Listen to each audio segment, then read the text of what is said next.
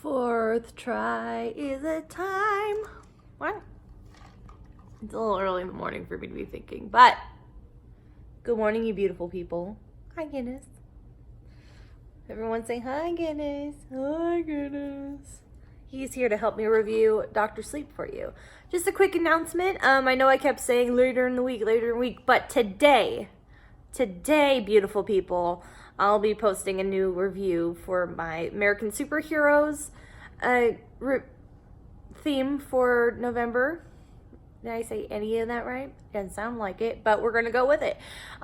So I've chosen the theme American superheroes, if you didn't know, and I chose a movie that I thought was gonna be, quick to watch and everything, but what I didn't realize, it wasn't until I did some research, that the movie that I had chosen to watch for the next review is actually, it's a serial movie, which, to quickly explain what a serial movie is, there was we had movies and then we had TV, but we had something in the middle between movies and TV shows called serial movies, which is the whole idea of that, it was probably like a 20-minute episode of the movie, right? They decided to show the movie in chapters, and just to bring the people back to the movie theaters every week, right? So it's like network TV right now, right? You can watch an episode today, and you'll have to wait next week to watch it and watch the next episode. It's the same thing, except for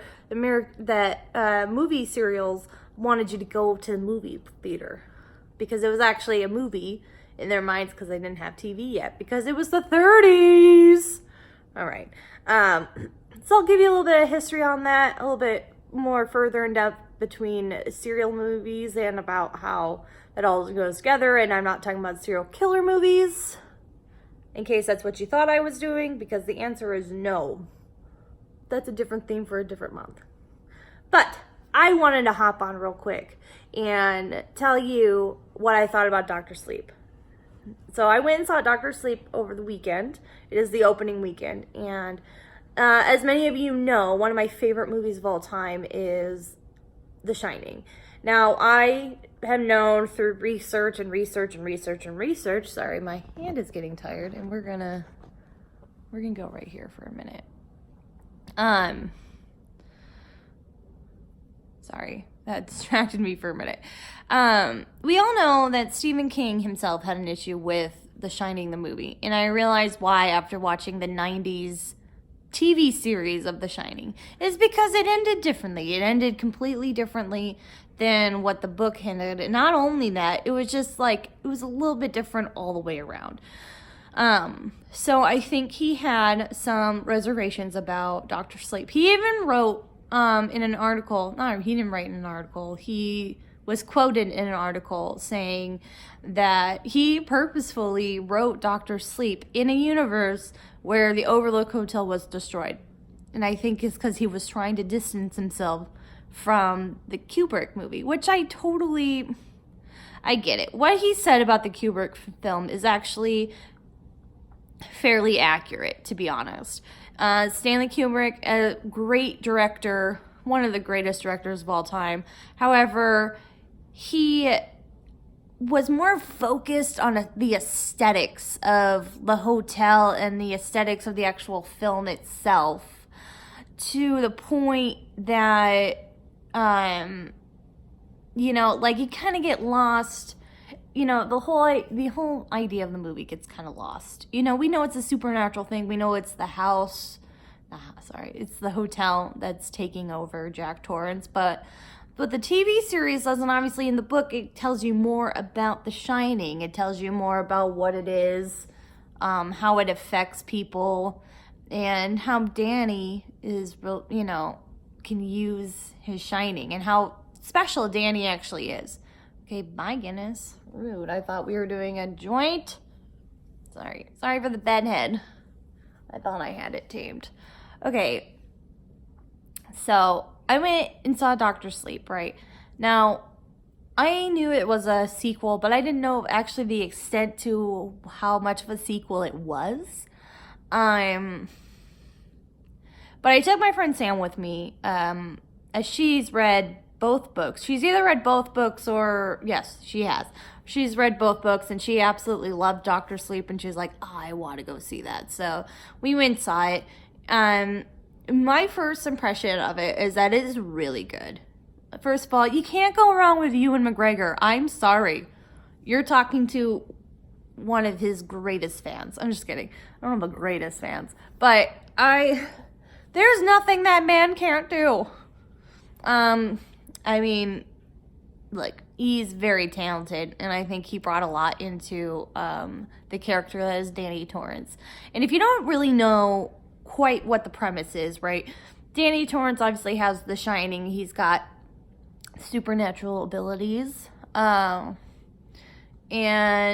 after his dad dies at the Overlook Hotel, he kind of just wants to not get rid of The Shining, but he kind of wants to tone it down. So he finds a way to do that, but it leads him into life.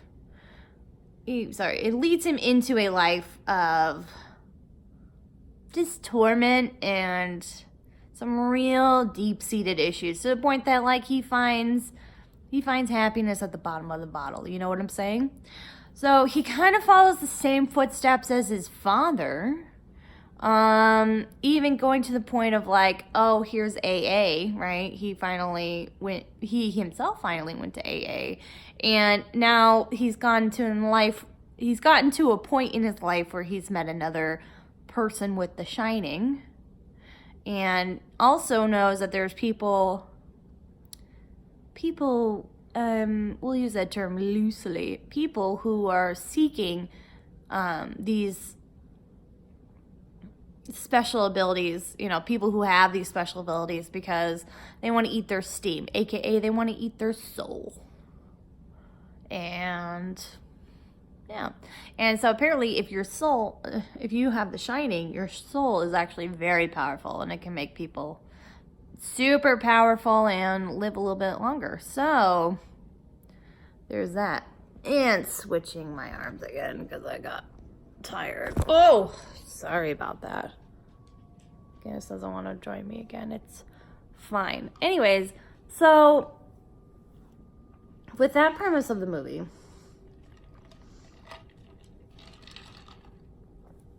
here's some questions we first had. It wasn't until research, okay? Research. This is why you research, people. So we left the movie instantly going, wait. In The Shining, in the book, in the TV series, Jack Torrance blows up the Overlook Hotel. So then it's like, well, how is it that we're able to go back to the Overlook Hotel? You know what I'm saying? Like, how are we able to go back to the Overlook Hotel if you blew it up in the book? Okay, but here's the thing. Sorry, I keep switching hands, and I'm sure it's going to get annoying at some point. Okay, what? And that's going to get annoying. It's fine. So it wasn't until we looked it up. Again, I had to look it up because I hadn't read the books, and even Sam was like, I'm pretty sure he blew it up. He's like, I don't understand this. So, in the book, yes, he blows up the Overlook Hotel. And in Dr. Sleep in the book, actually, again, he made a purposeful decision to make sure that in this universe, the Overlook Hotel was still blown up. They went back to the site of where it used to be, where these creatures, these people who suck souls, are also camping out. So, like, it's kind of the same thing, but they just jazzed up the movie a little bit. But what I love, because I was reading an article earlier that this is what Stephen King also said, is that by not blowing up the movie, not blowing up the Overlook Hotel in Stanley Kubrick's movie, actually ties in then to Dr. Sleep in a very beautiful way, to the point that, like, it makes sense that this is now the sequel to Stanley Kubrick's film. Now, what they ended up doing is some of the scenes is kind of recreations of the original film. And can I just say this? They did by far the greatest casting of these characters I have ever seen.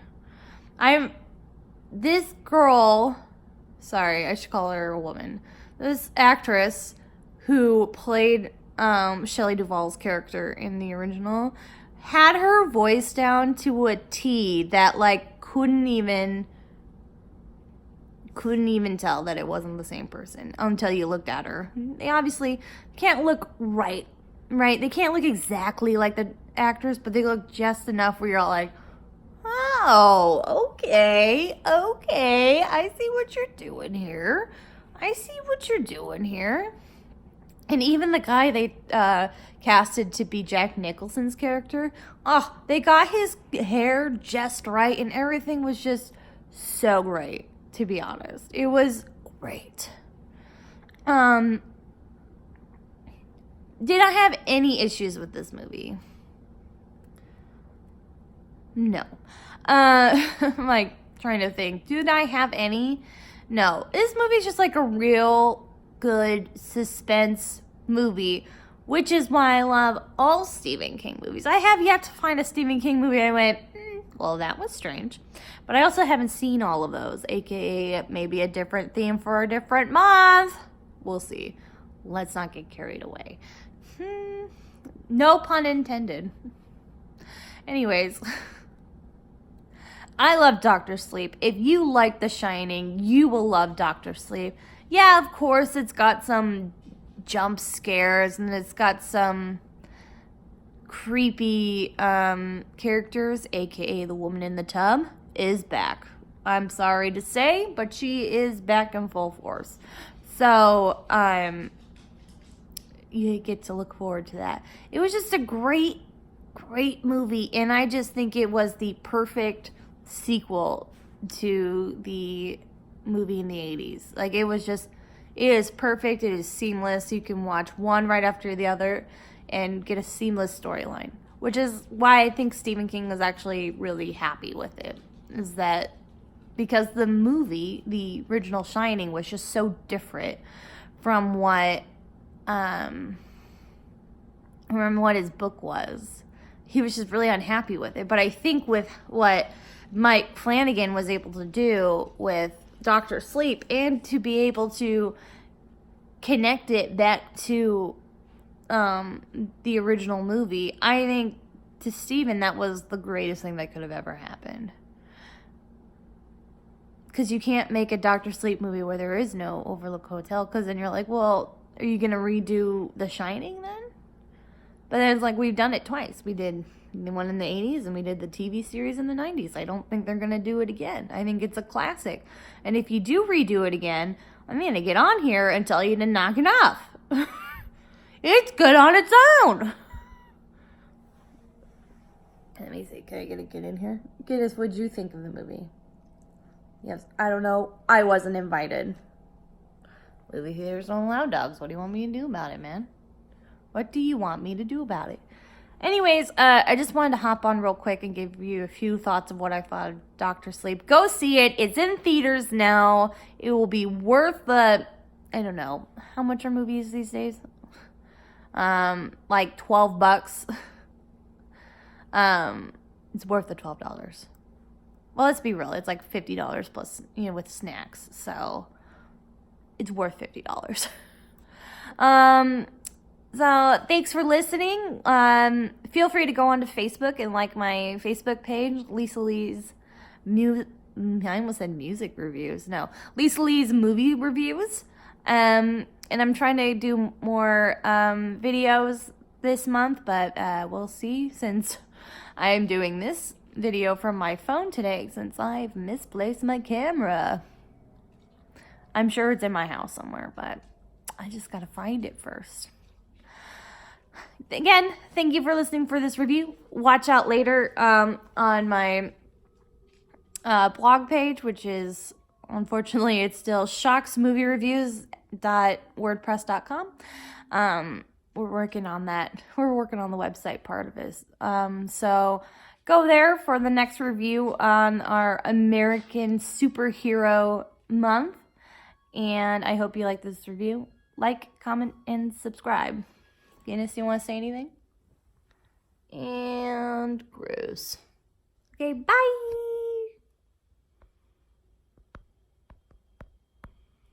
Oh, because I'm doing too many things at once. Thank you for liking and commenting. Don't forget to subscribe and ring that bell.